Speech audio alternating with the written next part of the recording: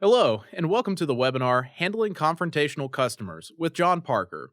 This is one in a series of webinars presented by SkillPath and National Seminars Training. I'm Mike Fowler, your host for this web conference. I'd like to extend a special welcome to all the Star 12 members joining us today, and as a reminder, our Star 12 members have access to over 200 free live webinars like this one today. To become a Star 12 member, you can contact our customer service team at 1 800 258 7246. We sent each of you a link to the materials in advance of today's presentation. These materials are also available for download in the handout section of the GoToWebinar control panel. A certificate of completion will be made available in the handout section at the beginning of the Q&A session following the presentation. If you want to minimize that control panel, you can do that by clicking on the orange arrow in the upper right corner of your screen. We're joined today by our speaker, John Parker. John has a contagious enthusiasm that breaks down barriers to learning and builds bridges to understanding. He can be hilariously funny one moment and deeply serious the next. His humor acts as a Trojan horse that paves the way for unexpected learnings. This is why he has received rave reviews from hundreds of workshops, facilitations, and keynotes. John, it's a pleasure to have you here with us today. What do you have for us? Thanks, Mike. Looking forward to talking about customer service. That's one of the most demanding jobs on the planet. It's not like products. You have service and products. It's not like building and shipping a product, books, shoes, computer equipment, all those things we've had mailed to our homes lately. They show up well packaged. They show up inspected, and everything's right, or your money back, built and inspected ahead of time. Not so customer service. It's live, local, and late breaking. Inspection happens during and after a customer service event. Well, sometimes during and more often after the event. It's more like a lightning bolt, not a box. And we know the old saying, the best laid plans of mice and men often go awry, go astray, and especially when we're dealing with customers who are rude, confrontational, and even bordering on being abusive. And as we get started, I want to ask you a question. Who are your customers? A customer, and I'm going to answer it with three parts here. A customer is anyone who has a need, a want, or a desire that you can help supply. That makes you the supplier. More specific, who are our customers? Well, our coworkers, bosses, subordinates, vendors, partners at other companies and other agencies. These are our customers. And oh, by the way, so are your family members and your friends. You've heard the old saying, a friend in need is a friend indeed. When somebody really needs something and you show up and help them, that's customer service. You're supplying a need. Finally, we are our own customer. You may have had your own customer service moment with yourself about actually getting on and listening to this webinar. I'm glad you made a sale for yourself and convinced yourself to show up. Welcome aboard. One last thing. There's two questions customers want to know about you, and you're actually asking it about me. We do this, it's innate, and it's all the time as we're in negotiation and relationship and customer service with people. The two questions, you may want to write them down. Do you care? Customers are asking that. They're watching you. They may not know that, but they're watching. Do you care? And the second question is, can I trust you? So really, it's empathy and trust. And if you can get a yes to both of those from your customer, they'll follow you anywhere. And so that's what we're going after today. I want your customer service ratings to skyrocket, and our time together today will help with that. The class is about handling confrontational customers. It shows you how to use your voice and your word choice to control and calm the situation. You'll even get some great techniques for quickly de-stressing so you can stay positive after having a perhaps negative confrontation, and you'll be ready to go for your next interaction and for the rest of your day. Hi, I'm John Parker. I'm a freelancer, professional development adventure guide. I work all around the country in many venues. I do a lot of coaching and guiding people in their encounters with other human beings. One of the most difficult things. We know this, reality is messy. And people sometimes struggle with even talking with other people. Today, again, my job with you is your professional development, and we're going to go on our adventure now, and I am glad to be your guide. Today's adventure gives you 7 treasures for handling confrontational customers. Let's get started. Treasure number 1, guidelines for handling and disarming confrontation, whether a customer is hurt, angry, or upset. The guideline for this one is a guideline above all guidelines. Listen. Stephen Covey wisely wrote, seek to understand and then to be understood. But listening is tough, especially when you're under fire. Here's 5 tips that may help you be a better listener. Number 1, appreciate your own brilliance. When you're in a situation, remind yourself that you indeed are brilliant, but that can also get in your way. Your brilliant brain processes up to 1,000 to 1,400 words per minute. And you know that people only speak at around 125 to 140 words per minute. That's a lot of space in between your brain and their words. So most of us listen actively. That means when we're really trying to listen, we can give it about 17 seconds, and that's actively. Without thinking actively, our attention span is closer to 8 seconds. It's down actually statistically from 12 seconds in 2000 to about 8 seconds around 2012. And during that survey, they said, this university doing it said, a goldfish's attention span is 9 seconds. Now, I don't know how they came up with the goldfish and how they do look like they're listening when they're looking out of their fishbowl. But here's the thing that's important is to understand it is difficult, and my brain sometimes gets in the way because it can think about other things while they're still going. Have you ever finished somebody else's sentences for them and been wrong? Have you ever interrupted them and not listened through because of impatience? That's your brilliant brain getting in the way. Have you ever just walked away from a conversation or just drifted off? Same thing. Be aware of your brilliance, appreciate it. That's the first thing. And as far as being a better listener, second, get comfortable with your own discomfort. As I travel and teach and work in coaching with all levels of business executives, line all the way through, I give people their sea legs, arg me hearties. So when your boat is rocking, you can keep on walking. The key to great customer service is to have your sea legs. So when the boat's rocking, somebody's confronting, you're already centered. You're not getting seasick. You're not panicking. You've expected this and you're ready for it. The third idea and for great listening is to dig a foxhole and decorate it. Dig a foxhole and decorate it. I heard a motivational speaker years ago share about their foxhole. Never forgotten it. She said, I was playing tennis. She said, I have my own foxhole. It's decorated. She said, I was playing tennis with a boyfriend. And I don't think he's any longer the boyfriend after I heard the story. She said, I was playing tennis. I missed a shot and he yelled at me and said, can't you hit that any better? And he didn't know it, she said, but I ducked down into my foxhole and I looked at my wall plaques inside my foxhole. Now, you know what a foxhole is, right? When the bullets start flying in a battle zone, a soldier gets into that foxhole right away so they won't be struck by the incoming missiles, as it were. She said, I got in my foxhole and I had a saying on the wall. When he said, you're a lousy shot, I went down and looked at my plaque. Well, I have a PhD in communication skills. I am good at what I do. And she stood back up and kept playing tennis. A little while later, he went after her. She made a bad serve. He said, can't you serve any better? See what I mean about they're done, I'm sure, as far as their friendship. Can't you serve any better? And she ducked down into her foxhole again and saw her other plaque on the wall. I have motivated just this year thousands of people in their own professional development. So what could you hang on your foxhole? What will help you? I had a couple come to me. I was doing a ministry visit with a couple and they were mad at me. And the lady said, you don't love us. Well, in ministry, you think, well, love's pretty important. And it threw me because I actually didn't like them at that moment very much. But I didn't know, I stuttered a bit. But I met with them 2 weeks later and I thought about this. And on my foxhole, I had a sign, yes, I do love you. She actually brought it up again in that next meeting.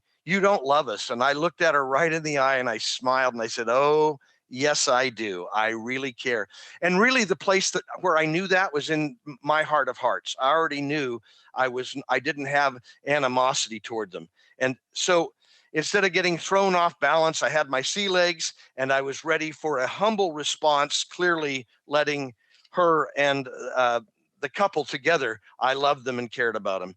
Now, here's the last thing on your foxhole. Don't forget to duck.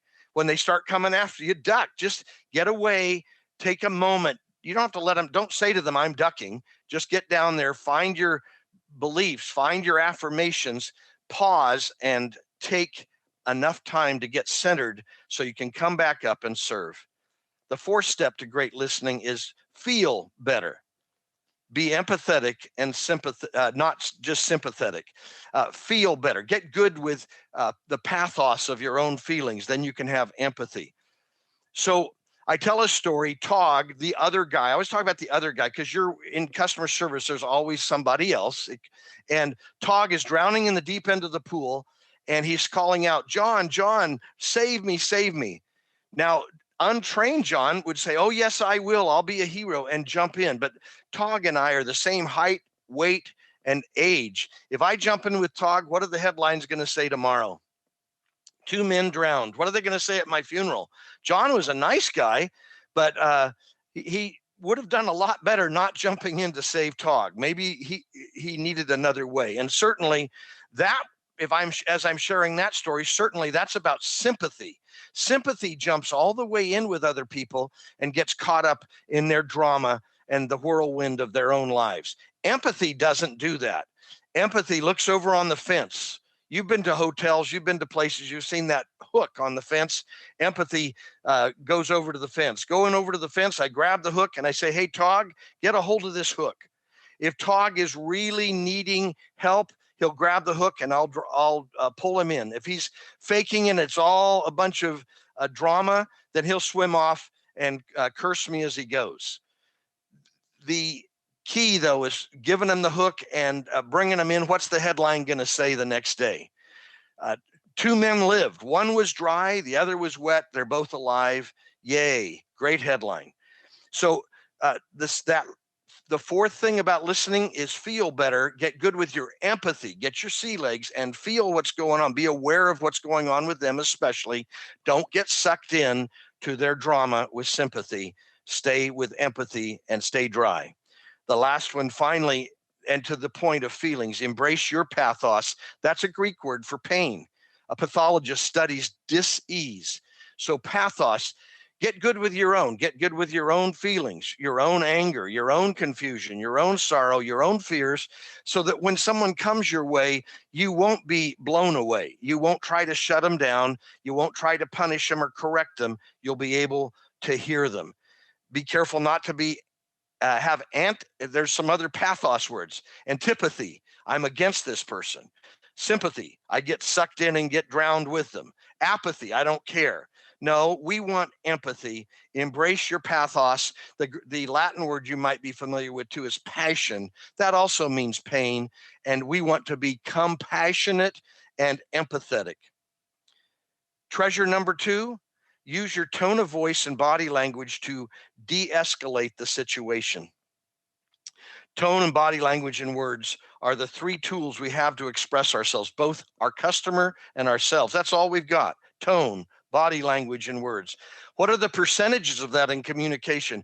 Many of you know the old adage, and it has some facts to it. I'll talk about it, that the 93-7 rule, that 55% of communication is body language. 38% of communication is our tone of voice, and just 7% are the actual words spoken. Those words are only 7% of how we get across the message. Is it true? Well, perhaps it might be safe to say, we could safely say over 50% of communication is about body language and tone, and under 50% is about the words we actually say. That's really safe. Some say 70% tone and body language, 30% the words we say. But back to the 93 seven rule, that percentage, where just 7% is our words and 93% is our tone and our body language. Dr. Jeff Thompson in Psychology Today, he wrote an article in 2011 and he talked about this. He said, that saying may actually have facts. He cited where the original research was done, and he said, let's not throw it out. Keep three things in mind when somebody with their body language and their words are communicating with you. He said, context, clusters, and congruence. And here's what he meant. Context, their arms are crossed, but wait a minute, we're standing in the frozen tundra of Alaska and the person doesn't have warm enough clothes. So they're actually keeping themselves warm. They're not angry. So crossed arms don't necessarily mean somebody's angry. They may just be resting their arms. But then he went and said clusters. Clusters, their arms are crossed. They're frowning. They're taking a bold, direct stance towards you and they're staring at you. Now you've got yourself a cluster. Now pay attention. Now that's a body language message that you can believe. And then congruence. He says, do the spoken words the person is saying match the tone and the body language? For instance, he said, Dr. Thompson said this, after someone falls, and they verbally state they are fine. And we've all done that, right? We get up, I'm fine, but their face is grimacing and their voice is shaky. He said, that's the congruence thing. If they're saying they're fine, but they're shaky and struggling, you may want to take a second look. So the big point is learn to appreciate body language, but also don't let it be one isolated thing. Those three things, context, clusters, and congruence, will help you analyze it. The Greeks talked about it in a different way. They said three keys to communication. Ethos, that's what you believe, that's your head. Pathos, that's the music you play, that's your heart. Those two are the big ones the ancient Greeks said. Get good with your values, your ethos. Get good with your heart and your empathy, that's your pathos. Then they said have logos, that's words like a logo, Nike, or some other symbol, the swoosh. That's logo we use. That's a Greek word meaning the word or the logos. So words in the Greek thinking, even the words came last. Your ethos and your pathos are what really count. Main message there. But let's talk a little bit more about tone. Your voice signals, be careful with them. If you're not aware of this, here's a sentence we practice when I'm in a class. There's a bouncing ball up on the screen and we pick one word at a time. Here's the sentence. I didn't say you had a bad attitude. And the ball is on I. I'll just go one word at a time and switch it. I didn't say you had a bad attitude. Now it's didn't. I didn't say you had a bad attitude. Say. I didn't say you had a bad attitude. You. I didn't say you had a bad attitude. Had. I didn't say you had a bad attitude, and so on. You get the idea. Your words, your tone, be very aware of how you sound. Ask others to help you with that. So, or record yourself and listen and see how your tone is and work at modulating your voice so that others can hear you and you can be sure your tone is good. Here's another practice. The ones in a class I'll give are these sentences and say them nice and say them not nice and say them nice. Number one, may I help you? May I help you is not nice. May I help you is nice. I'll just do them in that order now. Two, can you hold please? Can you hold please? What is your order number? What is your order number? She won't be back until tomorrow. She won't be back until tomorrow. So be aware of the tones of not nice and nice. And body language. Now, one other thought on body language. Did you hear this story? In a town in the Midwest, a committee established a new rule, disturbance and disorderly conduct violation for their meetings. They were considering doing this. I don't know if they actually did it, but that whole consideration, the drama started when a woman in the meeting rolled her eyes and sighed during a committee meeting. And somebody else, I guess, got upset. That was rolled her eyes, body language, and sighed. That was a verbal message, wasn't it? There's a few other signals I want you to be aware of when we're thinking of body language and tone. Body signals, we're going to call these. Smell, perfume, is it too strong? Or is it appropriate at all in the situation? Just body odor, are we clean? Second one, physical contact. Some of us are touchers and patters and huggers. That may not match what HR wants or what's appropriate.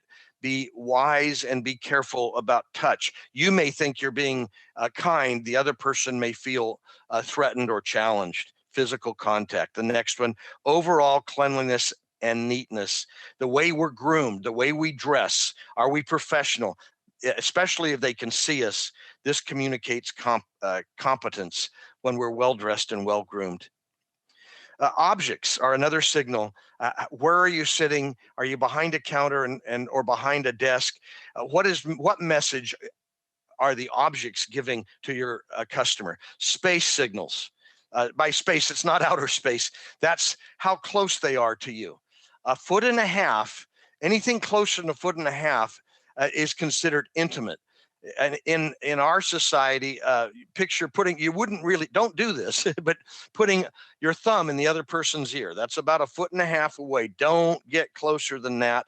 That could be threatening. They may not say something. You may notice they back away if you do it because you're in their intimate zone. A foot and a half up to 4 feet, that's casual. That's a lot more relaxed. So keep it there mainly. More public and social, way more casual is 4 feet up to 12 feet. So ideally, in serving others, you're probably thinking a couple of feet to 4 or 5 feet. Somewhere in there is a good stance and a good space signal that you'd be giving off. One last signal that you want to be aware of, and it's a body language. In the day when we wore watches, or now some have their phone that's actually on their wrist, and they look, and it looks to the client, it looks to the customer like we're checking the time, and they may read that wrong. Be very careful about checking out what time it is. Finally, your customer has body language clues. Let me give you a little bit on that. Be aware of clenched fists, wringing of hands, quick gestures, frowns, bulging muscles on a tightly clenched jaw. You know then they're winding up, not down. Hands on their hips, squared, their torso, their body squared, facing you directly, standing tall. All of those things, be aware of their clues. An increased rate of speech, a higher pitch, louder, crackling or shrill voice, trembling voice, all of those are tone clues. Be aware of. A final thought on handling that behavior. Put down or be thinking about 3 pronouns: I, we, and you. When you're in a confrontation, use I messages. Here's 5 steps. Calmly address emotional behavior. I'm getting uncomfortable. I'm concerned when there's cussing or hostile language. I'm concerned about that. And I want to know if there's a way we could change that. So calmly address the emotional behavior, and 2, calmly describe how it's impacting you. I've already done that. Then the we message, number 3, determine if it's possible to continue constructively. Could we, I want to continue this conversation. Do you think we could do that together and get the job done? My proposal is that we work together to resolve this issue. I want to make this a successful resolution to the issue we're dealing with. That's number 5, express support and reassurance. Calmly address the behavior with I messages. Calmly describe the impact with I messages. Determine if we can continue. That's a we message. And another we message would be propose an approach. And then the last one is you. Now I'm saying to them, I want you to get what you came here to get today, and let's make every effort to do that. Now, sometimes somebody's going to get too hostile, and so just quickly get proactive with a protection plan. Do that with your team, your manager, and HR. Be sure you have yourself in safety. If a confrontation gets hostile or starts to look violent, stay calm, arms down to your sides, not up in defensive posture, spread out, palms open toward them. Stand at an angle, not directly at them. Don't confront, don't stand directly. And look natural in all these things. Move gently to a counter or a desk. Get yourself behind. Now you want that object to be between you and the customer. But don't show fear, don't flinch or cower, stand up straight and calm. And remember, you have a plan in place. You guys have already talked about it on your team. You already know the escape route. Be sure you have that set up. A prearranged alert code to alert a coworker. Stay in control vocally. Speak more slowly. Speak clearly, and breathe calmly and deeply as you go. Our third treasure are simple phrases that can help diffuse hotheads quickly, so you can deal with their issues. Hey, we don't want hotheads, do we? We want cool heads to prevail. Psychologists have identified several conditions that can escalate anger to explosive dimensions. So these contributing factors are called disinhibitors. In other words, they act to weaken the person's restraints on their behavior, to lose control. They're not inhibited anymore to behave themselves. So the control or supports that keep us from acting out in anger are called inhibitors.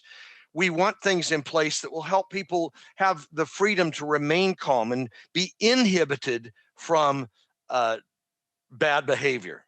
So those words are psychological words. Let me straighten this out a little bit or make it simpler for us. It helps me to do this. I have a chart in front of me. On the left side of my chart, I've got my disinhibitors, things that stop people from staying in control, and they start losing control. I call it escalating their anger. Here they are: loss of choice or control. If you take choices away from people, they'll escalate.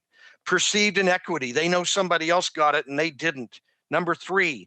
So that's number 2. Number 3, feeling demeaned or belittled. 4, lack of support. They don't think anybody's with them. You're going to help them with that.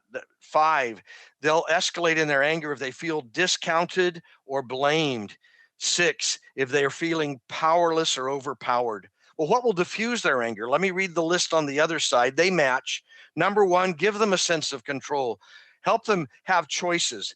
2, a sense of fairness, that they're part of a fair plan and a fair program with policies and procedures and all those other things. Those can actually be helpful. 3, give them dignity, using their name and how important they are to your company and for what they're looking for, how important that is. 4, let them know that you trust their judgment, that you're sure they have some good ideas and good intents. 5, it'll help them diffuse anger if they feel appreciated or valued. That's kind of like the personal dignity, number 3. And then finally, number 6, a sense of power. Here's some choices. That's a power. You can change your mind if you want. That's power. You can return this completely. That's power. So those are the 2 lists. Escalating anger, watch out for those 6. Diffusing anger, helping them not lose it. That's the list of 6. Here's some phrases to help cool them down. I'm going to read them actually. So this is a question for you. Do these phrases make things hotter or cooler? You decide. Somebody says to you, well, are you sure? Somebody says, no, we can't do that. Somebody says, it's against our policy. Someone says, it's not my job. Or some of these little phrases: you can't, you should, you have to. Would you agree with me that all of those will escalate people toward hothead behavior? So avoid those phrases to make things worse. Here's some other things to help you diffuse and give a better phrase that will help people calm down and come back in with you. Instead of saying, I don't know, try, let me find out for you. Instead of I'm new, try I'm new and I will get the right person to help you right away, or I'll get the right information right away. Please be patient with me. I'm new, but I'm going to try to figure this out quickly. Here's the next one. Instead of I don't think I can do that, and then just stopping, try this one. I'll do whatever I can to help resolve this issue right away. Instead of someone will be right with you, try this. Thank you for your patience. A representative will be with you as soon as possible. And if you have a track on when, you can tell them within a couple of minutes or within 5 minutes. Is that okay? And bring them into that. If it's not, stay with them. Don't just cut them off. instead of saying, there's nothing I can do about it. It's company policy. Try this. And I said it already, policy can be very helpful to even the playing field and help the person know you're being fair. Try this instead. Instead of saying, so I'm going to go back, instead of saying there's nothing I can do about it, it's company policy, try this. Our policy is designed to protect your privacy and to protect your safety. But here's what I can do. So you're using the policy to help bring calmness in. Think of policies that way, and you will design good responses, even using rules and regulations and policy as you explain why they're in place. Instead of saying this, I don't have anything to do with that, say this, here's what I can do. Or here's what I can do. If I change the emphasis in that, here's what I can do, or here's what I can do. And finally, instead of we have a problem, try this one. To solve the problem, let's, and you start moving right towards solution. Here's some more simple statements to help them with reassurance and so on. Here's some reassuring phrases. Yes, okay, I see. Here's another one. I can hear your frustration, or whatever else you want to put in there. I can hear you is simple enough. This is important, what they just said. This is important. Repeating what they said can help them come in with you. So you mailed the package on the 12th. Yes, that's what I said. Okay, thank you. You talked to the rep that day. You've repeated it. You're echoing them about the date, the 12th. You talked to the rep that day. They're knowing that you heard them, and you're repeating it and validating that. Here's another repeating. You were told that the item would be delivered on the 19th. Is that correct? Yes. And so, okay, you were told the 19th. Let's check that out. Here's another one, another topic. We've had reassuring, repeating. Let's try verifying. Let me just make sure I have the right account here. That gives them some hope that you're checking. Here's another one. I wonder if the payment was sent to our home office instead. Here's another one to verify. I have an idea. Let me check out something for you. And here's three more diffusing ones that'll help calm people down. I really like the action words in here. I respect your view. I appreciate your sharing. Thank you. I agree. This is difficult. I respect. I appreciate. I agree. Even if you're struggling with a person, those are key words to let them know they are important. Fourth treasure, techniques for developing rapport with a customer and how it can save the situation. So our theme, one of the headline guideline, remember that, is listening. This one is about listening when somebody's hostile, but it can also, I did a coaching session just yesterday, and the person, it was a college student, and they were talking about their mother, and it wasn't hostile. It was just hearing their mother, and I gave them these tips. And so it doesn't always have to be a confrontation. These are great tips for listening. Three key things. Here they are: to listening to someone who is hurt or hostile or just needs to be heard. It takes calmness and courage to do what I'm going to tell you. And what I want you to be thinking about is detaching from your own defenses and listening well. You don't need to prove you're right. Maybe later you can share that, but not right now. You're listening. 3 steps, I'll give them to you and then elaborate. You want to paraphrase. After you get it clear with them what they're saying and they know you've heard them, then you validate, and then finally you empathize. So paraphrase. The person's saying things to you, and even if you need to, if they're saying a lot, you might even interrupt them. You might use their name, Mr. So-and-so, Ms. So-and-so. Let me see if I hear what you're saying. And then I want to hear the rest of what you're saying, but let me see if I've heard you this far, if they're going on and on. See if you can do that. Now, when somebody's venting, let them vent until they start repeating themselves. And once they do that, then you can start working this. On the initial rant, when they're coming in and just needing to talk, don't start your paraphrasing yet. Give them some time. You'll know when they've started repeating that now it's time for me to see if I've heard you. And so you repeat back what they've said. So you've said, this wasn't shipped on time, this product is broken, and you're dissatisfied with our service. Is that what you're saying? Well, yes, I said the first two. It wasn't shipped on time, the product doesn't work, and I'm dissatisfied. Well, I'm more than dissatisfied, I'm furious. Okay, Well, then, it didn't get shipped on time. It's not working right. And I'm really hearing you now. You're furious. Is that what you're saying to me? Yes, on all three. Yes, yes, and yes. That's what you're going for, by the way, in your customer service is yeses in this step of paraphrasing. Well, then ask them this. I actually did that one already. Ask them, is that what you're saying? And they say yes. And I cycled once, remember, because they had the third thing.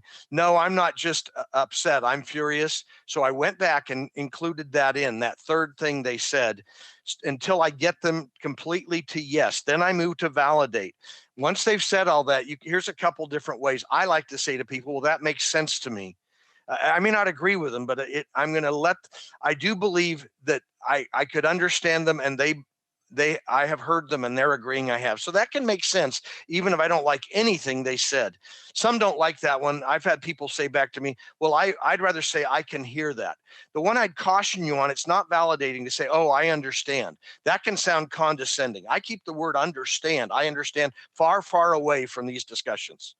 I don't want somebody to think I'm being condescending. And their reaction will often be, well, no, you really don't, even though you've just heard them say the two or three things and you've paraphrased.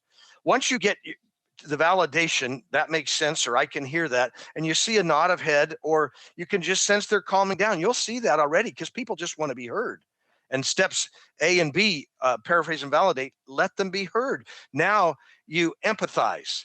And this is where your own pathos, your own awareness of feelings, anger, confusion, sorrow, frustration, fear can come into play. I wouldn't name fear to anybody. Oh, you're afraid, aren't you? I wouldn't do that.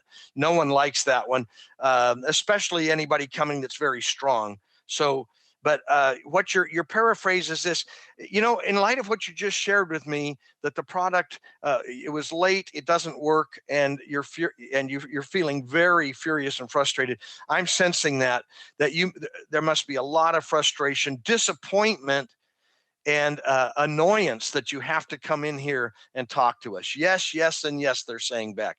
If you're good with feelings, you can do that. Or you might ask them more. Tell me, I heard you say you were angry. Is there anything else that you want to say about how you're feeling? Yes, I'm really annoyed. I'm really disturbed.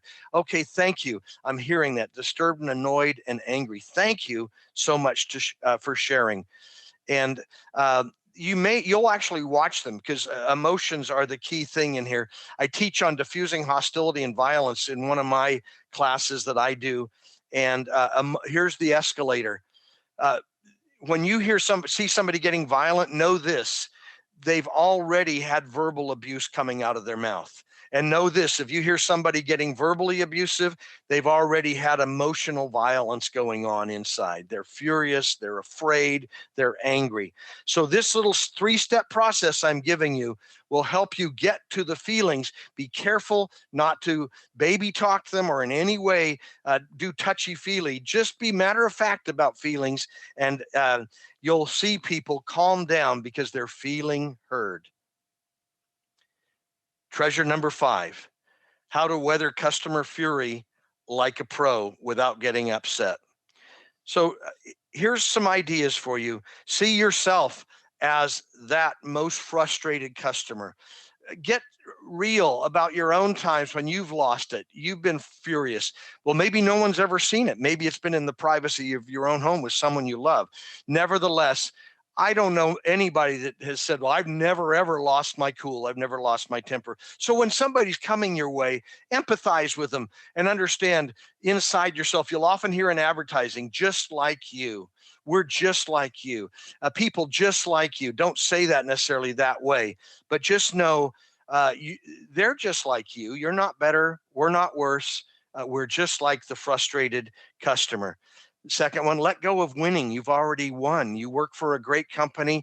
You guys have good products. So let go of the need to be right and the need to win. Take hold of helping, take hold of serving, not of watch out for that competition that could come along. The next idea, be thankful. Just think job security.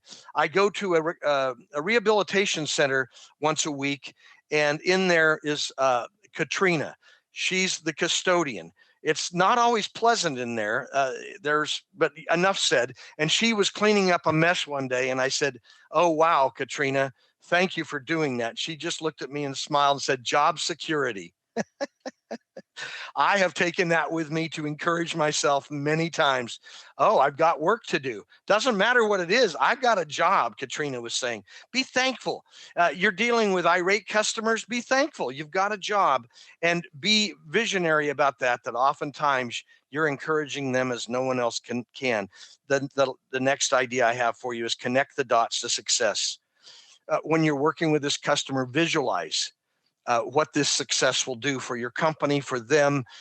When that thing they brought in is broken and you give them a new one, what good messages will be taken back? Connect the dots to the future. Ask great questions. That's another idea here. Some you don't even know the answer to. Here's some questions you may not know the answer to. Well, how did that go? What else will help you? What else?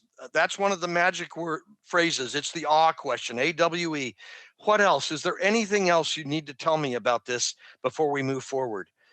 Thank you for sharing always. And then finally, manage yourself, because people are wondering, do you really care? And can I trust you? Treasure number 6, that'll cool situations down. Here's some great phrases to cool things down. I already shared some. Here's some new ones too. Oh, this one is a repeat. Great phrases, but these are the big 3. I respect what you're saying. I appreciate your input. I agree. I'm not sure I had I agree before. So those are, I respect what you're saying. I appreciate your input. I agree. And I respect your views. I appreciate that you're sharing with me. I'm recapping and lengthening it. I agree that this is a tough situation. Here's some other encouraging phrases. You could use variations of these. What would you like for us to do? And you ask that with a sweet tone, not you're not taking issue with them. What will work best for you? Let me take care of that for you. Please forgive me, but I must ask again. Give me a few minutes and I'll get to the bottom of this. I apologize for that misinformation. Here's what I can do. Let's take care of that right now. You may be familiar with the last technique of working with a customer to solve their problem. Here it is quickly. It's LAST, LAST. Listen patiently. Don't be in a hurry. Don't ignore them. Listen, listen, listen. Haven't we been saying that? Here's another one, the second one, A, apologize. You represent your organization. And so you could say, I'm so sorry. This should have never happened. Wouldn't that be great to hear sometimes and believe that they're sincere in it? Solve it. There's the S. Take action now. You've done your listening, your apology. Take action, go the extra mile, and finally thank them. Well, they're being rude and they're being mean. Thank them? Yes. Thank you. You're really helping us to do a better job, not just with you, but for others. So you're really helping us. Thank you for bringing this to our attention. That can oftentimes turn them from irate to raving friend, a good raving fan of your company because you saw their value. Treasure 7, the bonus treasure, it's just for you. Great techniques for quickly de-stressing, for keeping calm, cool, collected, and confident. The best saying I've ever heard when it comes to working with other people is, I am 100% responsible for my half in any relationship. Oh, wait, John, that doesn't sound de-stressing. Well, in the first shot, it doesn't feel de-stressing because it thinks, wait a minute, what about what that other person did?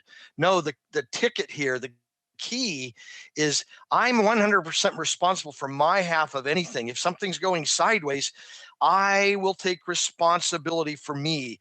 And one of those things is to have my foxhole ready, have it decorated, and have a good plan for taking stress away from me and getting myself centered.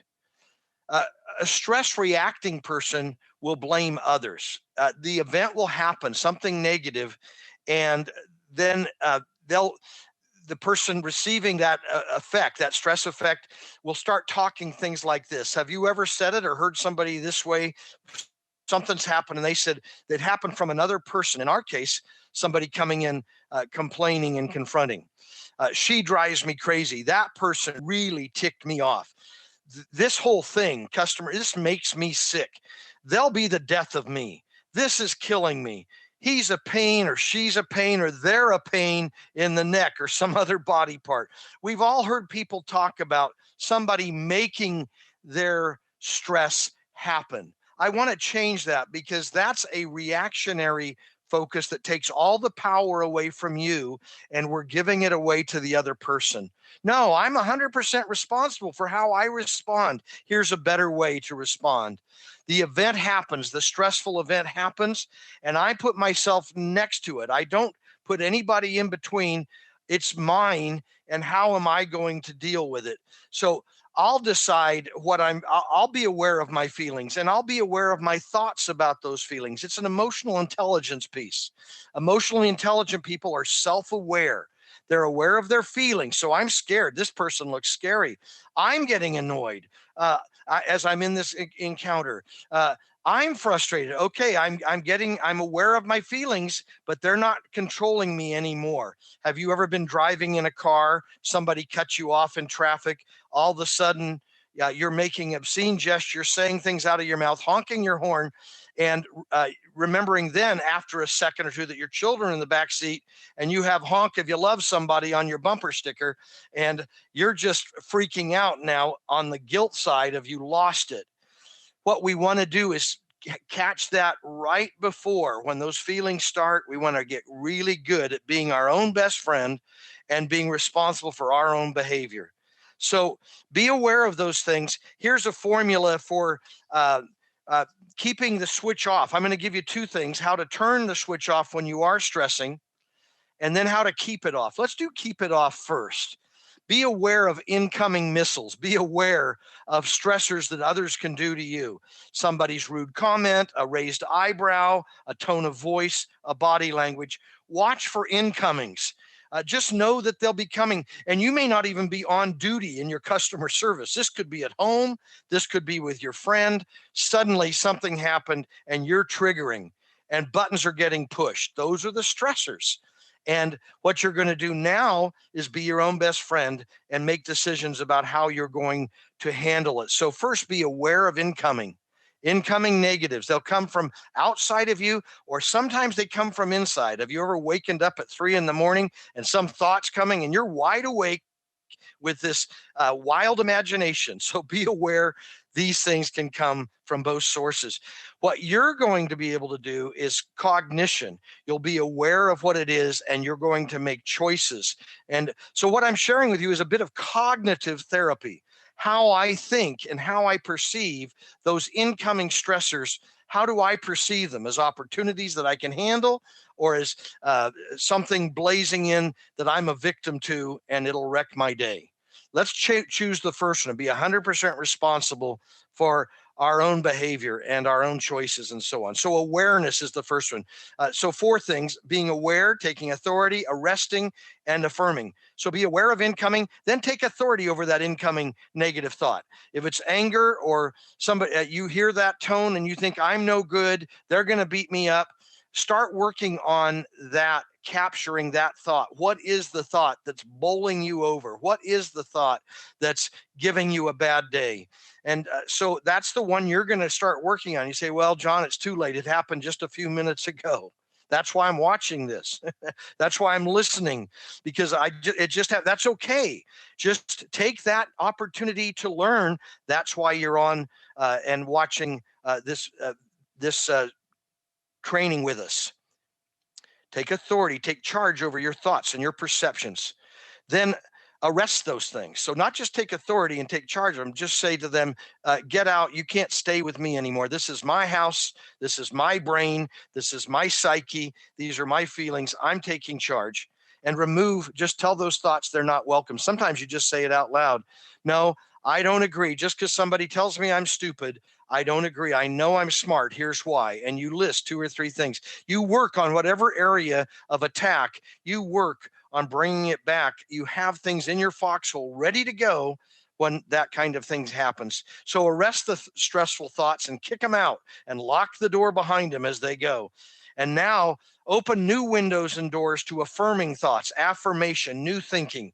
When somebody comes after me and says I'm stupid, I do find those new things and new sayings. And Forrest Gump used to say, stupid is as stupid does. And so he had a saying, and he would just relax with it instead of getting hurt and crushed and defensive. I think his mama taught him. Besides keeping the switch off when you have had stress, let's talk about turning the switch off when you're in the middle of stress or maybe right afterwards. And there's three things: breathing, mindfulness, and visioning. So breathing, just a quick technique. Do this when you're stressing. Your whole body will appreciate it. Breathe in through your nose, hold it for about as deeply as you can. Hold it for 3 or 4 seconds or until you're uncomfortable. So you'll feel the discomfort. Then blow out through your nose, not harshly, just smoothly. Breathe out through your nose. A kindergarten teacher once said, I tell my kids, smell the flowers. You do that through your nose, hold it, and then blow out the candle. We do that through your mouth. So if you'll do that 3 or 4 times, you'll bring yourself into homeostasis. That's a fancy word for peace.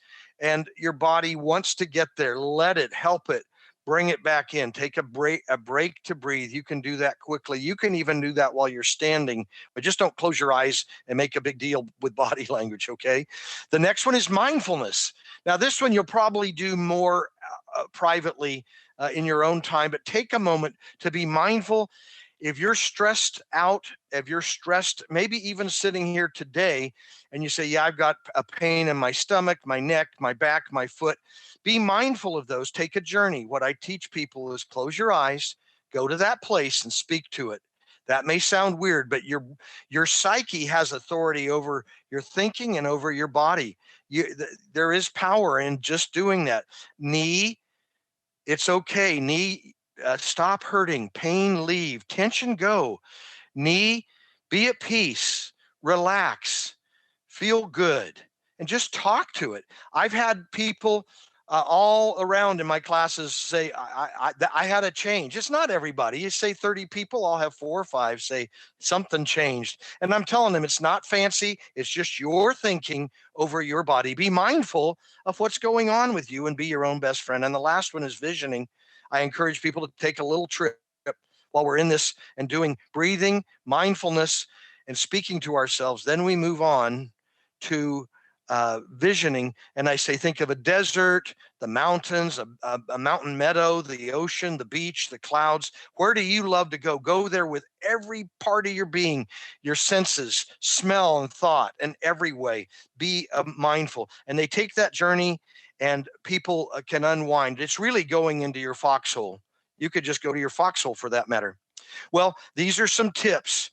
That's bonus treasure tips to get yourself back into homeostasis and to bring everything into peace. Look up the word hypothalamus. That's your master gland. Tell it it's the fight or flight. Tell it it's okay, hypothalamus. I've got it. We can calm down now, and it'll stop dumping things into your body that put you out of whack. That's a lot of times why we have things awry in our own body, things not working. I've had a great time with you today. We've talked about disarming confrontation, using our tone and body language, using good phrases to diffuse hot heads. We've talked about developing rapport with our irate customer. We've talked about words that'll help cool things down. And finally, we talked about taking care of ourselves and de-stressing so we can be calm, cool, collected, and confident. As you finish your time in our seminar, our webinar today, jot a highlight down somewhere. What was the one thing you want to remember? And another one you could do that we often do in Skill Path, what's one thing you're going to stop as a result of this time today? You're going to start doing as a result, or you didn't hear anything new, but you got affirmed. What's one thing you're going to continue? So this is John Parker. I've had a great time with you. All the best to your future customer service success. All right, thanks, John. And as we move on to questions, I'd like to encourage all of you to remain with us as long as you can. We'll answer as many questions as time permits. And for those of you who must leave, thank you for participating in today's program. Please note that a certificate of completion is now available in the handout section of the control panel. All right, John, the first question I have for you today is asking, how do you politely tell someone that you can't bend the rules just for them or just this one time? That's a great question, Mike. We all struggle with that one, don't we? Make sure that the rule is unbendable indeed. And then if it is unbendable, uh, you can take them to the next part. But if it's not unbendable, if you can bend it, by all means, with your in line with your company and your management, bend that. Don't be stubborn about a rule. Uh, just so you can have some power. Let that go. Bend the rule. But if it's unbendable, second thing to do then is tell them why it's unbendable based on policies or procedures. Uh, due to company policies, you can't make that return can't happen. It's gone past the acceptable date for returns, and I'm sorry, there's nothing I can do. That policy is in place. Here, another way you can approach it here on what we can do. I understand your situation. I also spoke to my supervisor about your issue. Due to our company's policy, I'm not allowed to accept it. I'm really sorry. But hey, here's something I think we can do together. Let's talk about some alternatives. So, Mike, those are some of the ways to be polite and move them to a yes. We want to get them forward to another possible thing we can do for them. Okay. The next question that I have for you is asking, can you smile while speaking to hear your voice change? I really love that question. Years ago, I was teaching a customer service class out here in California. The night before, I was at a restaurant, and the server was very helpful. And I said, I'm teaching customer service. She said, well, that's what I do in my day job. I said, well, tell me about that and about smiling. She said, and I said, tell me the best thing you've learned in that. She said, we have a mirror in front of our desk in front of us as we're talking on the phone. I said, do you think it helps? She said, absolutely. Smiling matters. But I can go even further on this one, Mike. There's a study by the University of Portsmouth over in Great Britain in 2008, and they actually did audio sorting and so on to figure this out in their survey. Here's what they came up with. A smile, in fact, is something you can hear.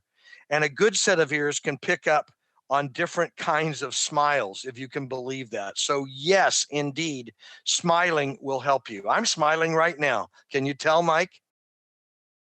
All right. The next question I have is asking, how do you deal with a customer that is pretending not to speak English, even though it was fact that this customer does know the language? Well, I got a crazy idea on this one, Mike. I don't know if it's a good one, but it's fun. You might try saying something in English to them about a great deal you have. I'm sorry about the language barrier because we were offering free dessert tonight. Now, if you have another English speaker right next to them, that'll blow your cover. On the other hand, if you do have an English speaker next to them, that person may help translate and you can move forward that way. The biggest thing on this one is don't fight the person, give them whatever you can to make this work. And even sometimes, if you think they're being deceptive, go the extra mile. If there's nothing else you can do, avoid a confrontation. Give them that free dessert. Make this thing work if possible. Don't give them a new car if you're selling cars, but give them something to keep this moving forward. Build that empathy and rapport. Don't fight this.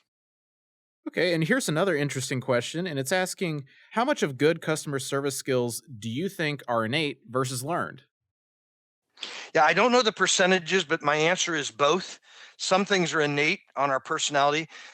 There's two personalities that are more people skill type, soft skills. There's two personalities that are great at task out of the four different quadrants. Almost all personalities have four quadrants.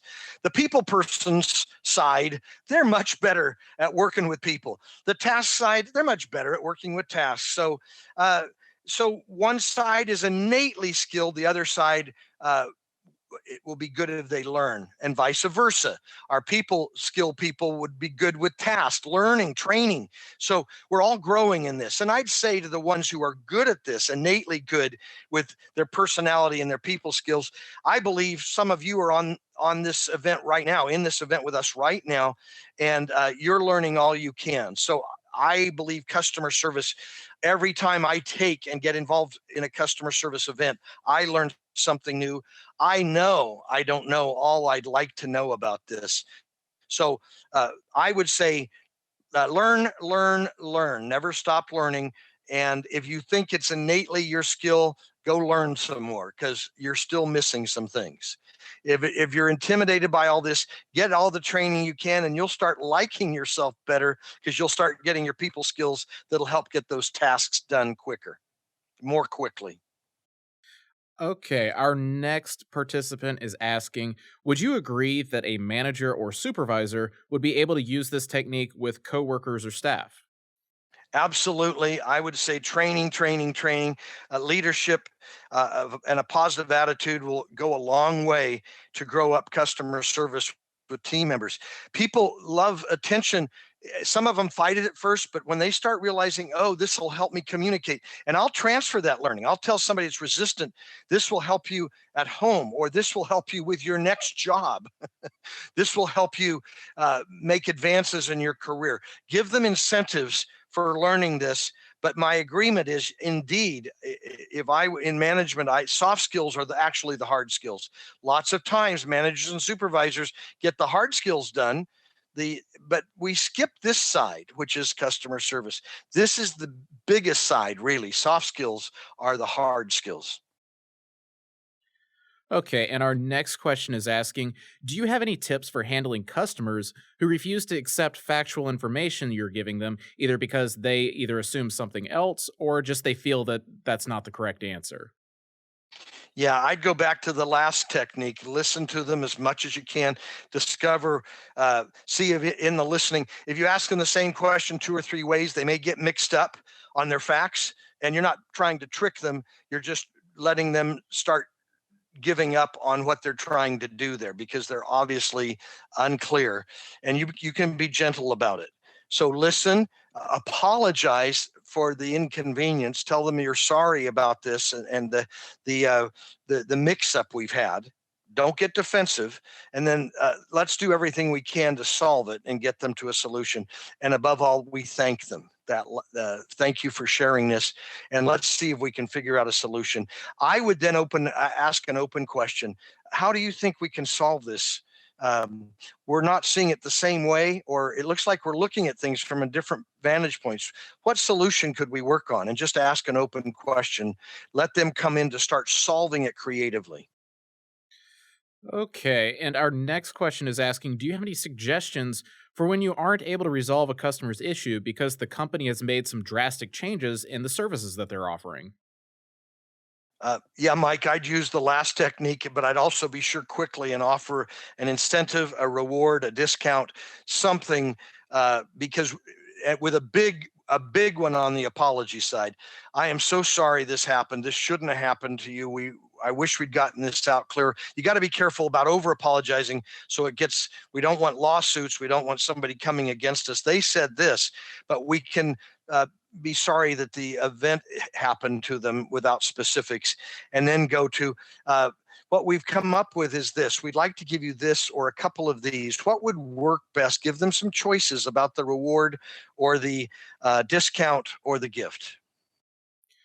Okay, and our next question is asking, when is it appropriate to put a customer on hold, especially if you're worried about losing your cool? Well, my answer is when you're worried about losing your cool, put your customer on hold. You can do that politely. Um, just to, may I? I'm going to take just a moment here to get some things figured out for you. I want to get this problem solved for you quickly and well. Can you give me just a minute to get some things together to help with this? I'd move away from it as soon as I'm aware I'm about ready to lose it. Then I'd call my supervisor if that's appropriate, or I'd go do some de-stressing. I'd actually do the research, make the phone call, whatever it takes, online, go find out the answer, whatever you have at the ready to do that. The important thing is to not fall into the trap of just stimulus and reaction. We talked about reacting or responding, knee jerk reactions to what people do. That's because we haven't stopped and paused. Excellent salespeople, excellent customer service people, excellent counselors put a word in the middle. Here's the stimulus, and the person's bringing something that's I'm starting to lose it, but I pause, put pause in the middle, stimulus, pause, and then I can respond appropriately. the more we get clear. And a pause might only be a second and a half. It might be going on hold for a minute or two. Tell them how long. And in that time, we can regroup and come back and not be reactionary. Okay, and our next question is asking, after using your techniques learned here, the customer is still not calming down. What are some ways to end the conversation before it escalates? Yeah, I don't know about ending as much as trying to have it not escalate. I would immediately excuse myself graciously, again, reassuring them you're wanting to solve this for them and help them solve the issue. Have an advanced plan. And again, back to the thing we already talked about with your management and your team, have a plan for this situation so you know exactly or close to exactly the steps you're going to take when someone will not calm down. And so those are scenarios that need discussion and a plan and more training for your team so you know how to diffuse anything that's starting to become hostile and violent. That's beyond now. Now we're beyond a customer service confrontation. Now we're going into a danger zone, and you really want to have a solid plan at the ready. Okay, and it looks like we have time for just one last question. And that last question is asking, we have a longtime client that is very rude when speaking to the women in customer service, but very friendly with the men. Is there any way to deal with his sexist behavior? Yes, I'd ask for a special meeting. I just say, Fred, and if anybody's listening named Fred, I'm not talking about you, but I'd say, Fred, I'm making that name up. Fred, could I have some time with you? I really need your help. And I'd get aside with him, and we've thought this through ahead of time, so we know how we're going to approach Fred, and then we're going to just really appreciate Fred for his loyalty. Fred, thank you. You've been with our company so long. Thank you for your support. Hey, Fred, and then I'd ask him an open question. Fred, what is it about our company that you like so much? Because Fred's not irate. He's not angry. He's just careless. Not just careless. He's being careless in his sexist language. I'm wanting to get there, but I don't want to embarrass him. Some might say, no, go ahead and embarrass him. Well, no, he's our customer. We want to bring him in and do empathy, and we want to do uh, be careful with him and build trust. So, Fred, tell us, why do you like the company? Let Fred talk it through, and then start gradually telling them, hey, Fred, have you noticed how things are now? Things have changed from the old days. Oh, yeah, John, they sure have, blah, de, blah. And Fred gets going. So, Fred, you can appreciate our company is trying to build customer service with everybody in every way. Yeah, I get that too. So start bringing them in on your plan, and then perhaps you can float it out there about generations and age and then gender and sexist remarks, and tell them, these are all things now called sensitivity. And these are a lot more. Oh, I've heard of that, John. I've heard of all that stuff. Well, that's just where we're going now. And imagine, Fred, if we didn't do that. Well, yeah, I can see that. And maybe Fred can reflect on himself without me saying, Fred, you got to cut that out. Remember, the U word is the last word I want to use when it's negative. And I want to use the U word about the good stuff. Fred, you're a great customer. You've been with us for years. We really appreciate you. I wonder if you could give us some help. And here's some of the things we are dealing with.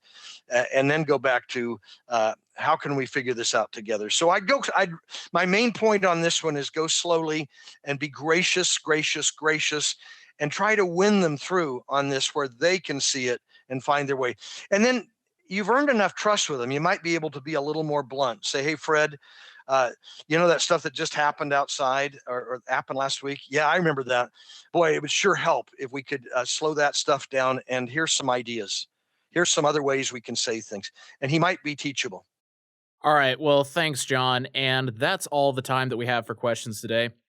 To purchase a CD-ROM of today's training, to explore bringing a trainer to your organization for customized training, or to become a Star 12 member and attend free live webinars, please contact our customer service team at 1-800-258-7246. Also, as a reminder to our Star 12 members, you can access a recording of this presentation along with more than 500 other on-demand webinars and seminars on your exclusive member website at mystar12.com. On behalf of SkillPath, National Seminars Training, and John Parker. Thank you for joining us today. This concludes our program, and you may now disconnect.